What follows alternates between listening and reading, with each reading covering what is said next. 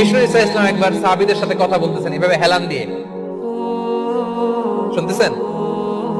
বিশ্বনবী হেলান দিয়ে বলেন, আলা উনাব্বিউকুম বিআকবারিল কাবায়ের, সবচেয়ে বড় কবিরা গুনাহ কোনটা তোমরা জানো নাকি? সাহাবারা বললেন, আপনি সবচাইতে ভালো জানেন ইয়া রাসূলুল্লাহ, আপনি বলেন। বিশ্বনবী বলেন, সবচাইতে বড় কবিরা গুনাহ আল্লাহর সাথে শিরক করা। হেলান দিয়ে। 2 নম্বরে উকুকুল ওয়ালিদাইন, মাতা পিতার অবাধ্য হওয়া। 3 নম্বরটা যখন বলবেন হেলান থেকে উঠলেন এবার, সিরিয়াস। 3টা কবিরা গুনাহ তোমাদের বলবো না, বলেন। 2টা বলছে হেলান দিয়ে, একটা হচ্ছে আল্লাহর সাথে শিরক করা, 2 নাম্বার হচ্ছে মাতা পিতার অবাধ্য হওয়া। 3 নাম্বারটা যখন বলবেন, ওয়াকানা মুত্তাকিয়ান, তিনি হেলান দেওয়া ছিলেন, ফাজালাসা, সিরিয়াস হয়ে বসলেন।